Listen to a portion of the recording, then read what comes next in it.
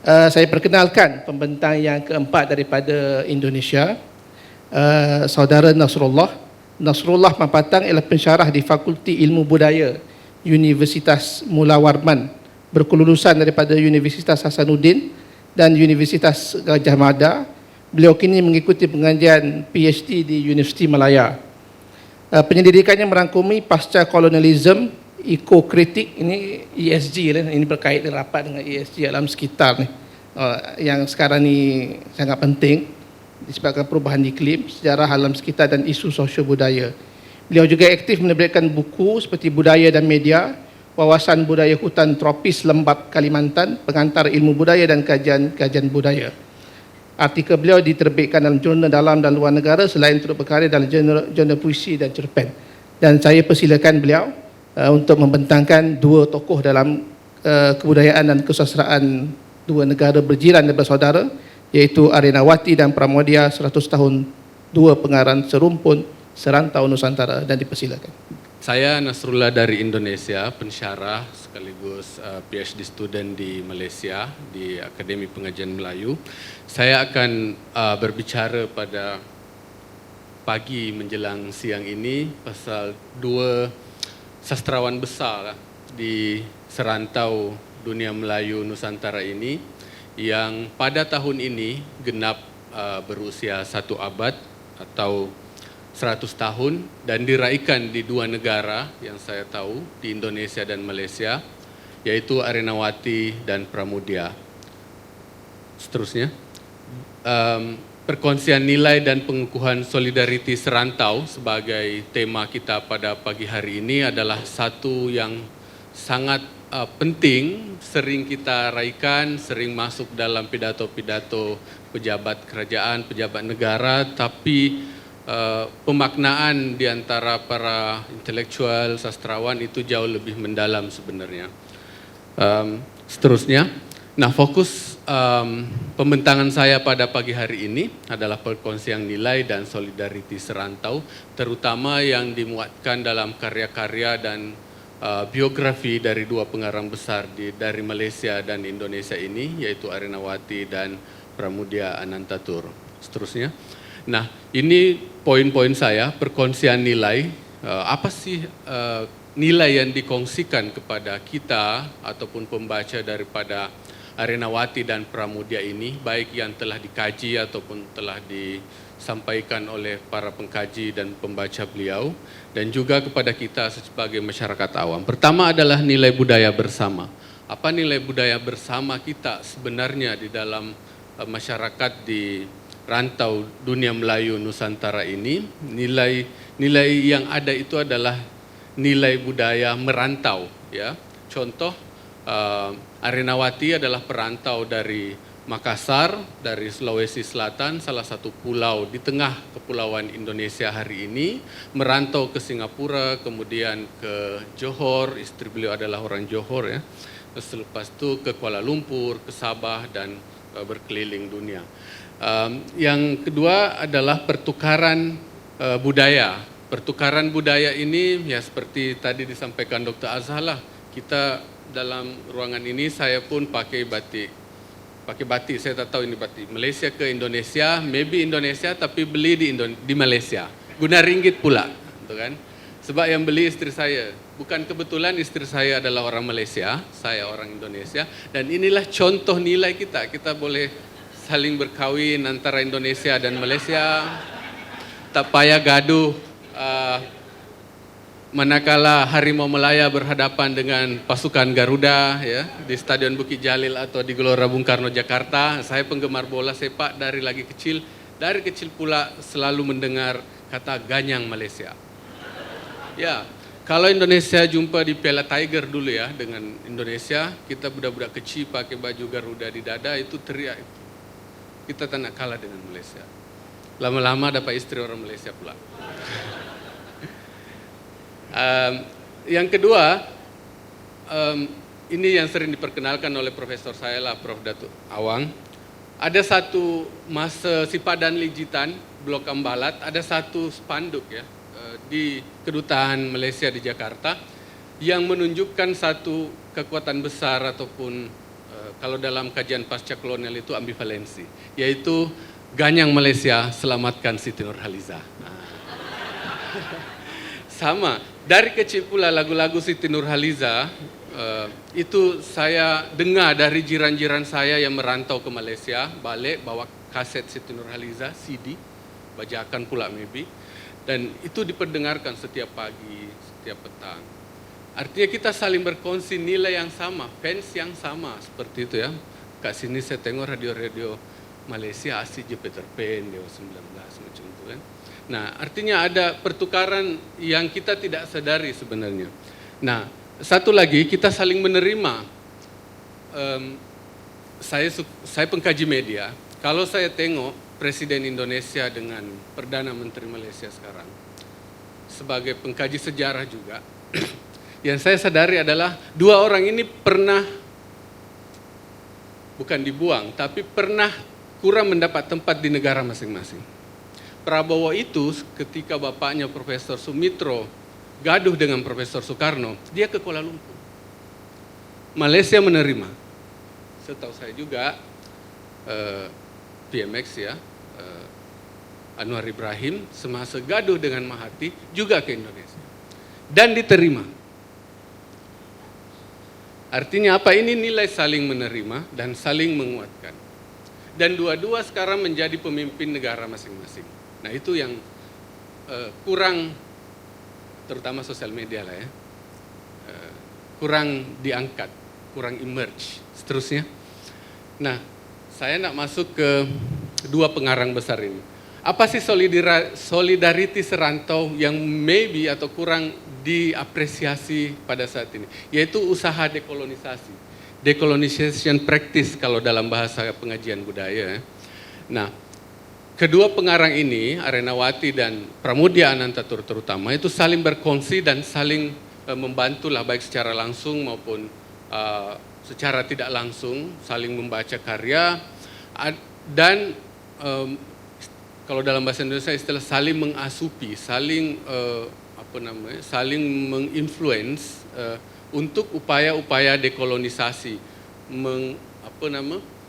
melawan apa yang disebut sebagai colonizing mind, kolonisasi pikiran dari segi kebudayaan sebagai bangsa yang pernah dijajah oleh Belanda dan British dalam masa waktu yang lama lah.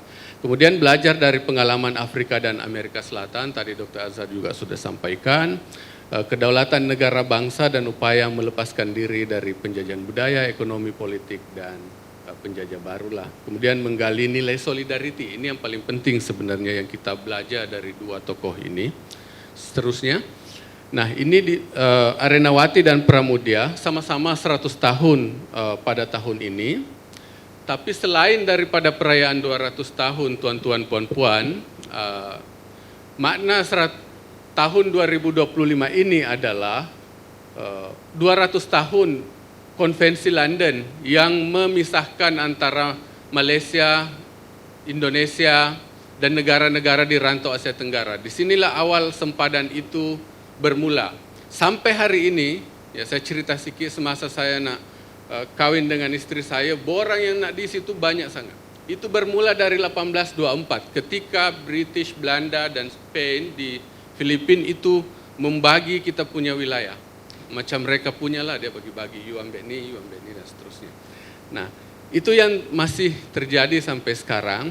Dan di Indonesia itu disebut sebagai Ost-Indies Ekspedisi ataupun ekspedisi penaklukan dan awal mula pemerintahan kolonial di Hindia Belanda atau di Indonesia saat ini. Nah, di negeri-negeri jajahan British juga di Malaysia, di Tanah Melayu masa itu juga bermula pentadbiran kolonial pada masa itu, di mana komoditi adalah kunci yang sesuai dengan kajian saya, post-colonial ecology, komoditi ini yang ada di dunia Melayu ini yang banyak mengubah kita sebab diperlukan oleh dunia perdagangan global seperti timah, getah dulu ya. Kemudian emas, kopi, teh, tembakau, dan sekarang sawit. Sumatera tengah banjir dan itu diulik kembali, sejarah kembali dibuka bila perkebunan dan perlombongan dibuka sampai sekarang yang menyebabkan banjir. Di Indonesia dikenal banjir bandang ya, dan tanah runtuh. Itu adalah ingatan yang juga pernah dituliskan oleh kedua sastrawan besar kita ini. Kolonialisme adalah persamaan tema Arenawati dan Pramudia meski berbeza perlakuan di negeri masing-masing. Lahir dari semangat yang sama walaupun dengan latar belakang berbeza sebelum menjadi pengarang. Arenawati sebelum jadi pengarang, wartawan di Singapura, beliau adalah pelaut. Ya, pelaut Makassar. Nah, kalau Pramudia, beliau adalah, kalau tak salah sekolah dia adalah sekolah bengkel radio. Bukan bengkel menulis. Bengkel radio, tapi revolusi Indonesia dan semangat zaman menghantarkan beliau menjadi seorang pengarang besar. Itu yang berbeza, tapi sama-sama anti kolonial lah, dan ada upaya dekolonisasi. Seterusnya, nah, keduanya juga tumbuh bukan di kota besar. Arenawati itu dari Jeneponto. Nah, kalau tuan-tuan perempuan Makassar saja tak kenal sangat, apalagi lagi nama satu daerah di Sulawesi Selatan bernama Jeneponto. Itu 100-200 km dari kota Makassar, ibu negeri dari Sulawesi Selatan. Pramudia juga di Blora. Blora itu salah satu daerah sekarang ini di Jawa Tengah. Ibu kota Jawa Tengah itu Semarang, tapi Pramudia merantau ke Surabaya. Surabaya adalah salah satu kota kolonial seperti Makassar pada masa itu yang membuat Pramudia ini mengenal sastra, kolonialisme dan seterusnya, dan bermulalah menuliskan karya-karya besarnya. Seterusnya, nah, apa yang terjadi pada hari ini adalah perayaan 100 tahun. Ini yang bezalah, Pramudia begitu banyak dirayakan, ini yang saya tekankan di dalam paper saya yang hantar kepada panitia juga. Pramudia dirayakan di Indonesia sudah pasti di ramai kota dan di Malaysia. Di sini maybe Dr. Asar hadir ya, ada Maxland, ada Optima Dasari, dan seterusnya.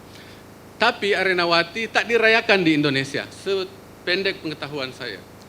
Terutama sekali di kota kelahirannya Jeneponto dan tempatnya besar di Makassar. Tak ada forum pasal Arenawati. Di Malaysia pun yang saya hadiri hanya satu. Di Pramudia di Indonesia itu ada 10 lebih yang saya tahu, di Malaysia satu ada, dan itu benar-benar dirayakan. Arenawati ini baru bulan lepas, DBP juga lah, kita berterima kasih kepada DBP dan beberapa pengurusi lain ya, yang mengingatkan saya terutama juga sebagai orang Indonesia, juga ada daerah Bugis, ada daerah Bugis Makassar juga, oh ada, orang Bugis ini bukan hanya pelaut ada sastrawan. Walaupun kita kenal ada Lagaligo, apa dan seterusnya. Dan penulis Lagaligo juga itu adalah keturunan Melayu, Makassar. Bugis, Makassar. Jadi Datuk beliau merantau ke Sulawesi, kawin-mawin, beberapa generasi menuliskan naskah Lagaligo tersebut. Bukan orang Bugis asli 100% dan seterusnya. Nama Melayu dia Retna Kencana Coli Puji. Retna Kencana itu nama Melayu. Lebih dulu nama Melayu daripada nama Bugis Makassar itu sendiri. Dan itu satu, ya keserumpunan kita seperti itu, seperantauan kita seperti itu, saling menguatkan, saling menerima dan saling mengisi satu sama lain. Seterusnya, Arenawati dan Pramudia di masa hadapan. Hari ini dirayakan di masa hadapan seperti apa? Itu contohnya sebelah kiri, apa yang saya buat lah. Istri saya juga bukan marah, tapi teguh lah, apa tuh banyak sangat Arenawati tuh, dikira perempuan maybe kan. Saya benar-benar mengisi koleksi itu. Sebab kalaulah maybe sebelum saya ke Malaysia saya kenal baik dengan Arenawati, maybe tesis PhD saya tentang Arenawati. Tapi saya dapatkan itu setelah saya memilih Joseph Conrad, salah satu penulis Inggris yang juga banyak menulis tentang Nusantara, barulah saya sedar bahwasanya oh ada Arenawati. Nantilah maybe setelah doktoral insya Allah kalau ada masa dan ada kesempatan boleh mengkaji Arenawati. Bahan tidak ada, walaupun dapat omelan dari istri lah, ini mengganggu keuangan bulanan. Membeli buku banyak sangat, memoir sampai yang terbaru seperti itu.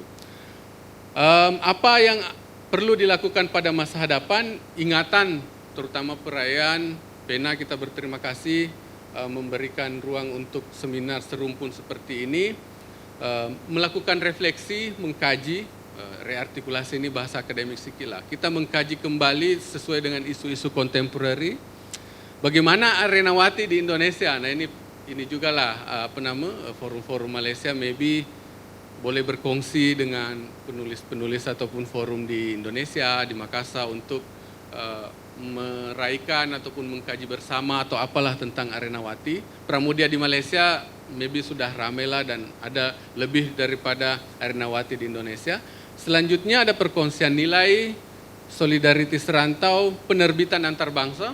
Ini yang tengah kami pikirkan juga, macam mana karya-karya Arenawati boleh bukan diterjemahkan, dialihbahasakan sikit lah ke bahasa Indonesia supaya pembaca-pembaca Indonesia macam saya dululah dan maybe masih sekarang masih pening sikit kalau dapat bahasa Melayu seperti itu. Kemudian pengkajian kontemporeri lah. Tadi ada isu dekolonisasi, ini penting. Pramudia itu sudah ada satu tesis PhD, judulnya Rewriting the Nation, Politic of Decolonization of Pramudia Anantatur. Jadi sudah ada satu tesis. Maybe saya tahu misalnya Profesor Saleh Rahmat ada membaca menulis Arenawati, tapi dari segi oksidentalisme kalau tak salah. My professor juga ada pasca kolonial, tapi maybe ada satu tema besar tentang ide-ide dekolonisasi dari Arenawati. Pramudia sudah ada, kita akan coba gali apa yang ide-ide dekolonisasi dari Arenawati tersebut. Seterusnya, kemudian ini adalah yang terakhir, refleksi serumpun, apa yang perlu dipelajari, apa makna 100 tahun ini, kemudian bagaimana ke depannya. Itu saja yang saya ingin tekankan pada forum pada hari ini, bagaimana Arenawati dan Pramudia ke depan bisa selain diraihkan, tapi kita bisa belajar banyaklah daripada dua sastrawan besar ini. Saya kira demikian. Assalamualaikum warahmatullahi wabarakatuh. Terima kasih.